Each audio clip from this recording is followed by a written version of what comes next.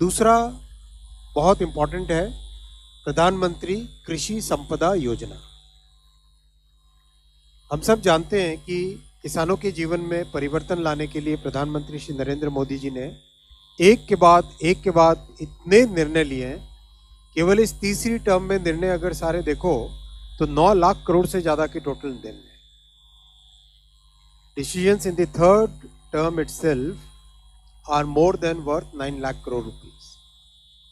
Food processing के लिए प्रधानमंत्री कृषि संपदा योजना ये 2017 में स्टार्ट हुई थी और इसका सबसे बड़ा फोकस था जो फूड प्रोडक्शन है उस फूड प्रोडक्शन के बाद में फूड प्रोसेसिंग पे ज़्यादा ध्यान दें। Cold storage, food processing, irradiation, laboratory में टेस्टिंग, सॉर्टिंग, पैकेजिंग करके वैल्यू एडिशन कैसे हो फूड में, उस पे सारा का सारा फोकस है इसमें, इस पूरे स्कीम में। और पिछले बजट में अनाउंस किया था कि 50 मल्टी प्रोडक्ट इरेडिएशन यूनिट्स होंगे और 100 फूड टेस्टिंग लैब्स नहीं खोली जाएगी। तो आज के इस कैबिनेट के फैसले में प्रधानमंत्री कृषि संपदा योजना का आउटले बढ़ा के 6,520 करोड़ किया गया, 6,520 करोड़ किया गया। और नए इरेडिएशन यूनिट्स और food testing labs 50 irradiation units and 100 food testing labs के लिए 1,000 करोड़ रुपीस का अलग से प्रावधान किया गया।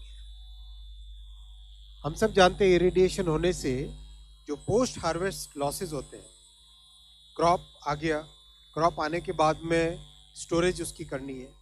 स्टोरेज करने के लिए जो साइंटिफिक तरीका है वो है उसको इरेडिएट करके स्टोरेज करना। उससे उसकी लाइफ बढ़ती है और उसके अंदर कंटामिनेशन खत्म हो जाता है एक तरीके से। तो ये जो साइंटिफिक तरीके से फूड के स्टोरेज का मेथड है वो इरेडिएशन से होता है। दूसरा, फूड टेस्टिंग लैब होने से प्रोडक्ट की ऑथेंटिसिटी, प्रोडक्ट की वैल्यू और एक मार्केट में एक्सेप्टेंस बढ़ती है। तो ये साइंटिफिक तरीके अपनाने से किसानों की इनकम में सुधार आता है। इसीलिए ज़रूरी है कि इंटरनेशनल स्टैंडर्ड्स पे एक्सपोर्ट्स को बढ़ावा देने के लिए फूड टेस्टिंग लैब्स की स्थापना की जाए। तो आज के फैसले में ओवरऑल आउटले बढ़ाया गया टू 6,520 करोड़ रुपीस और उसमें से 1,000 करोड़ स्पेसिफिकली रखा गया 50 irradiation units and 100 food testing labs. इसमें विशेष ध्यान दिया जाएगा जो डिफिकल्ट एरियाज हैं, विशेषकर हिली एरियाज हैं, नॉर्थ ईस्टर्न स्टेट्स हैं और SC और ST के बाहुल्य वाले क्षेत्र हैं, उन पे विशेष ध्यान दिया जाएगा। पिछले दशक में फूड प्रोसेसिंग सेक्टर में एक सिग्निफिकेंट चेंज आया, एक रेवोल्यूशनरी चेंज आया।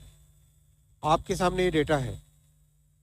फूड प्रोसेसिंग का, प्रोसेस्ड फूड प्रोडक्ट्स का जो एक्सपोर्ट है डबल हो गया, $5 बिलियन से $11 बिलियन। एग्री एक्सपोर्ट्स में फूड प्रोसेसिंग का जो शेयर है, प्रोसेस्ड फूड का जो शेयर है 14% से 24%। Food and business operators 25 lakh से 64 लाख बढ़े, 24 मेगा फूड पार्क्स बने, 22 एग्रो प्रोसेसिंग क्लस्टर्स बने, जिससे capacity 138 lakh metric ton per annum बढ़ी। बहुत बड़े नंबर्स हैं ये। अगर उससे पहले के 20-30 साल, 40 साल देखोगे, उससे ज्यादा इन 10 वर्षों में काम हुआ है। 289 कोल्ड चेन और वैल्यू एडेड इंफ्रा के प्रोजेक्ट्स कंप्लीट हुए। 305 food processing and preservation projects complete हुए। ऑपरेशन ग्रीन्स चालू हुआ, उसमें 10 प्रोजेक्ट्स कंप्लीट हुए। R&D के 225 प्रोजेक्ट्स कंप्लीट हुए और 20 पैटेंट्स का कॉमर्शियलाइजेशन, 20 पैटेंट्स आए और 52 न्यू टेक्नोलॉजीज डेवलप।